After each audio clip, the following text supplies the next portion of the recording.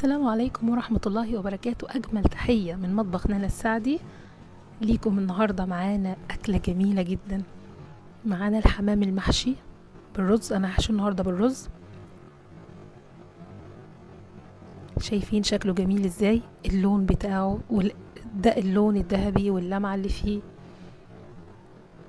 بتمنى النهاردة ينال إعجابكم. لو أول مرة بتشوفي قناتي اضغطي سبسكرايب واضغطي زر الجرس عشان يوصلك كل جديد، ونبتدي على بركة الله الوصفة.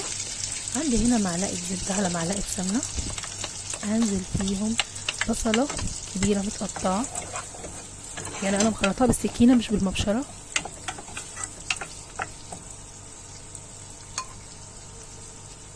يدوب بديها تقليبة، بنزل عليها بالكبد والقوانص اللي أنا أصلا حطاهم في الخل زي ما حضراتكم شايفين، وهنقلبهم مع بعض. هنديهم حوالي 5 دقايق تقليبة على النار مع بعض.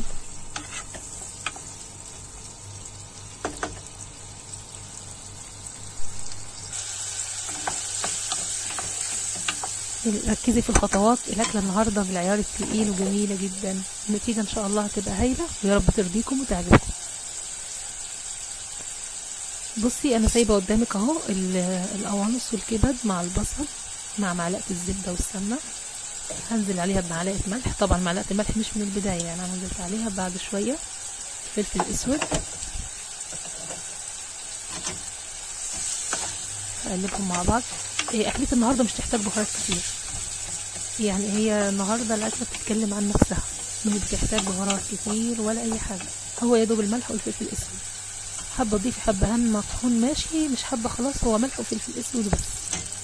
ستوب على كده، مفيش بهارات يعني تاني. دلوقتي دي كوبايه ونص رز انا غسلاها ومجففاها كويس.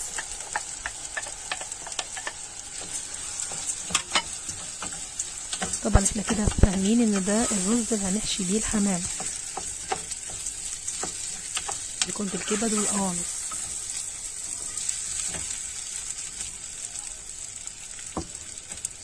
احنا حاطين كوبايه ونص رز. انا عايزه الرز يكون نص سوا عشان لما يتحط في الحمام ياخد السوا بتاعه. مش عايزاه يبقى مستوي بالكامل تيجي تحطيه في الحمام يعني يلف على بعضه او يبقى دايب كده، لا انا عايزه كل حبايه تبقى لوحدها.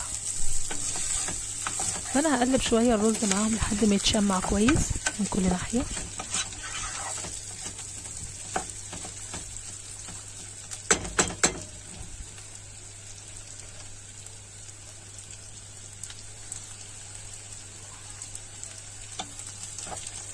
كده خد كام تقليبه يشمع كل ناحيه.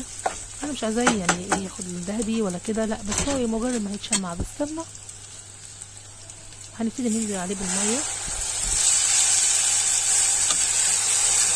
انا عايزه كوبايه ميه. بتدوقي الحياء، لو حابه تزودي ملح يبقى تمام ممكن. دي حوالي تلت كوبايه ميه. تمام. ضفنا كده شويه ملح تاني لان حسيت ان الحياء الرز محتاج ملح. برضو لسه هسيبه شويه على النار وتغطيه وتسيبيه شويه. نيجي بقى للحمام نفسه. بصي انا بغسل الحمام ومنضفاه، خدي بالك من الجزء ده بالذات تنضفيه كويس لانه ده بيكون سبب زفارتها لو انت مش منضفاه بالخل والملح كويس قوي. المكان ده لازم يتنضف. بنقطع الراس بتاع الحمامه، بعدين بننزل الجلده اللي حوالين الرقبه، ونقطع اللي هي العضمايه اللي في الرقبه دي عشان نقدر نحشي الرز فيها مكانها، يعني في نفس المكان اللي قطعنا منه الرقبه. بصي ده بيكون جاهز بعد كده لحشو الرز.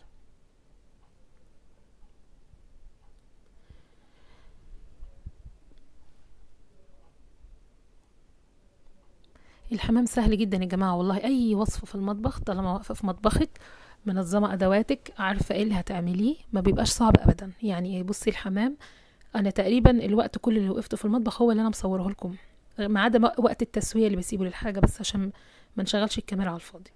يعني انا وقفت حوالي نص ساعه او 40 دقيقه بالكتير في المطبخ. شايفه انا هنا الحته دي بقى بفضيها شويه عشان اقدر احشي فيها. هوريكم واحده تاني كمان.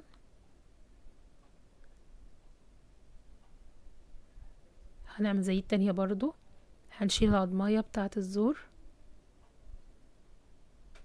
الحمام بتكوني حتى لو جايبه من عند الفرارجي متنضف، بتعيدي عليه وتنضفيه، تشطفيه كويس قوي مرة واتنين لحد ما تحس المية نازلة منه شفافة ونضيفة. بصي بقى هنعمل ايه، نفس اللي عملناه في التانية. بصي عندك الجلدة الخفيفة دي من هنا بالراحة بتحاول تفصليها عن اللحم عن الجلد، بحيث ان انتي بتفضي مكان للحشو. شايفة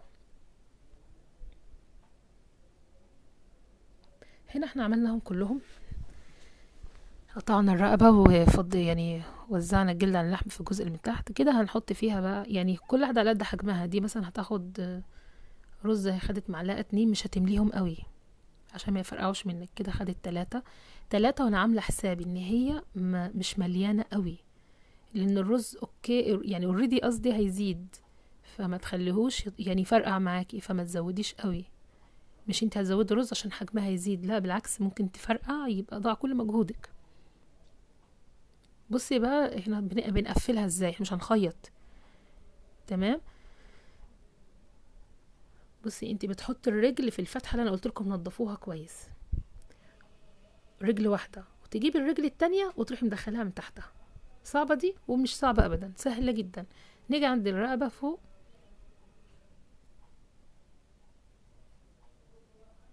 وهنحط فيها الرز برضو ونشيلها.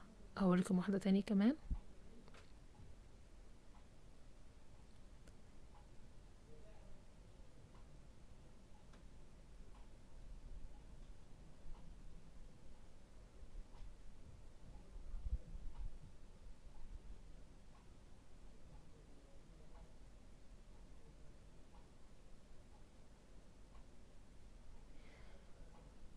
انت في البدايه بتحطي جزء صغير في الحته اللي فرغناها الجلد عن اللحم، وبعدين بتحشي الجزء اللي من تحت ده.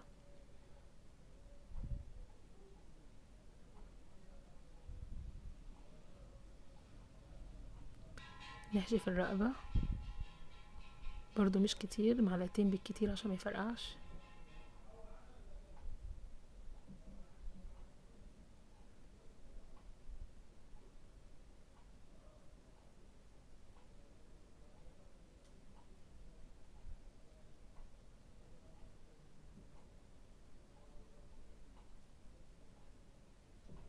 بتدخلي الرجل برضو في الفتحة.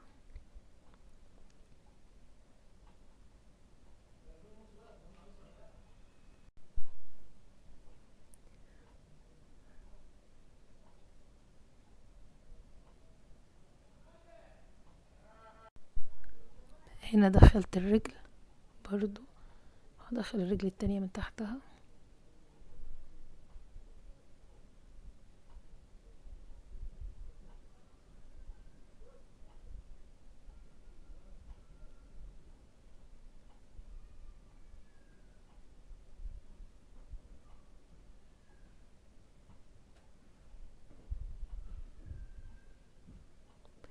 هنشوف اللي بعدها.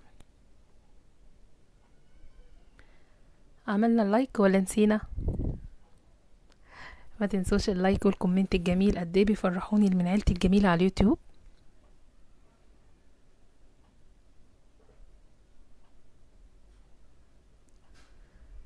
برضو هنقفل بالرجل بنفس الطريقة.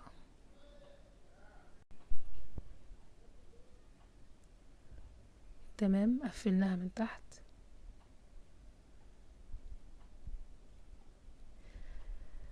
بصوا انا ما حطيتش الرز في المكان اللي هو انا فرغت الجلد عن اللحم فيه. تمام. في كلهم يعني انا عملت في واحدة او 2 بس.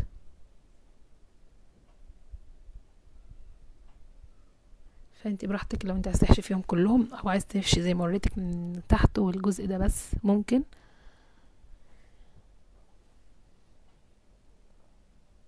بتطلع برضو جميلة ومحشية.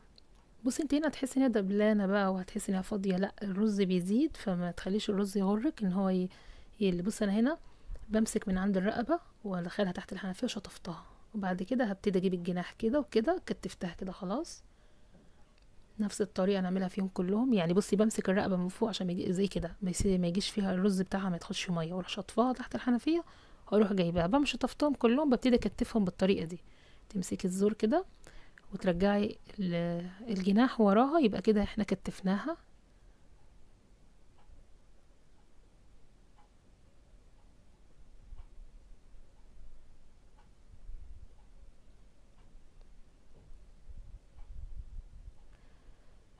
كده المية غلت، يعني انا بدأت احشي. انا كنت حاطة المية على النار بتغلي في الحلة، فانا هضيف في الشوربة طماطم وكرفس وبصل. مية غلت، ضفنا الطماطم، طماطمايه وبصلايه وورق كرفس طازة، في بقية العود اهو تحت. تمام، لورا. يعني انا الكرفس حطيت العود والورق بتاعه قطعته. هننزل بالحبهان. حاجات طبعا دي كلها عشان تديها نكهة، في نفس الوقت ما تديهاش، ما يبقاش فيها اي ريحة زفارة. انا عايزة برضو محتاجة احط توم اهو، 3 فصوص توم كل واحد متقسم نصين. كده احنا الشوربة عندنا خلاص ان شاء الله بقت جاهزة. هنحط بس حبة فلفل اسود.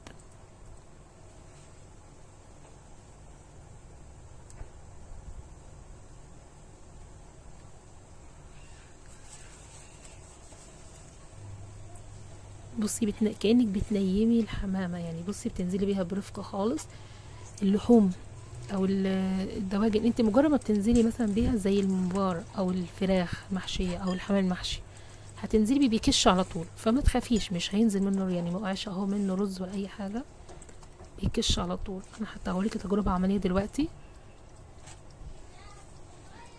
احنا كده نزلنا كل كمية الحمام في الحلة. بصي هطلع لك واحدة منهم عشان تشوفي ان الرقبة لمت معانا.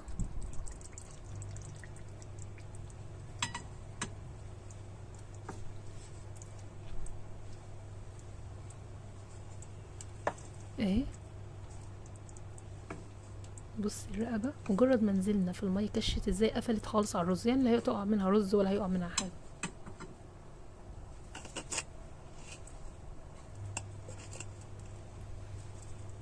هنا انا حطيت الفلفل الاسود اللي كنت قلت لكم عليه، احط حبة ملح كمان.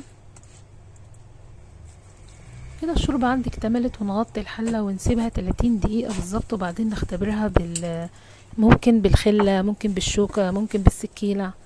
نختبر عند الورك بتاع الحمامة ونشوف ايه درجة السوا بتاعتها. تمام كده هنغطيها بعد نص ساعة. بصوا الشوربة جميلة نظيفة، لو فيها اي ريم تطلعيها، وما الحمد لله ما عملتش ريم ولا اي حاجة، جميلة جدا. طبعا الشوربة دي هنشيلها، ممكن نعمل عليها ملوخية، ممكن نعمل عليها رقاق، ممكن نعمل بيه حاجات كتير جدا. هنا الحمام اهو اتسلق معايا، بصي اتملى ازاي،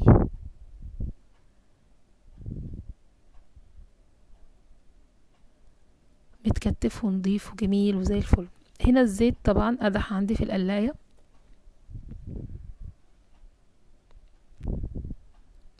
لازم يكون الزيت قدح كويس.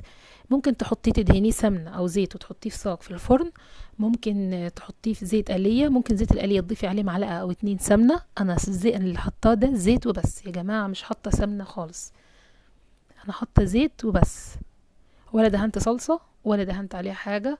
انا حاطة معاها طماطمايه في الشوربة زي ما حضراتكم شفتوا خطوة بخطوة دينا مع بعض. بصي هنا، بصي احمر ازاي، قلبته زيت وبس. ممكن جدا تحطيها في صينية في الفرن او في صاج وتدهنيها سمنة او زبدة او زيت. تدهني يعني قصدي تدهني الصاج وتدهنيها هي ده دهنية وتدخليها الفرن، هو سهل جدا وارد. بس انا حطيتها هنا، بصي اللون. هنا باقي الرز انا حطيت له ربع كوبايه ميه، سبته استوى كويس. هزينه بحلقات الفلفل. انا مش عاملاه حلقات، انا عاملاه شرايح، فلفل الاحمر والاصفر والاخضر، يعني انت التزيين بيرجع لك انت، بس هو دي الفكره اللي جت في دماغي وقتها، لانه كان الرز قليل، فانا جبته زي برواز كده من الجوانب. انت لو حابه تزيني رز، تعملي رز عشان تحطيه تحت الحمام، اعمليه لوحده. هو بس الرز ده زاد معايا شويه فكملت سواه.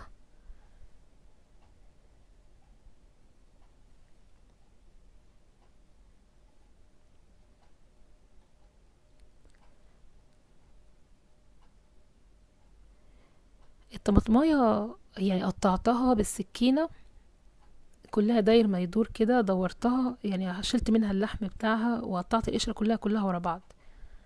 فالقشره باللحم يعني انا بقصد شلت القلب والميه بس. فانا عملتها ورده، بس للاسف هي ما اتصورتش، هصورها لكم ان شاء الله في فيديو تاني. بصي الحمام هبتدي ارصه بالطريقه دي جنب بعض، طالع من القلايه على طول، يعني انا مش من القلايه حطيته في اي حاجه، انا بجيب لكم من القلايه دلوقتي. شايفه اللمعه، شايفه اللون.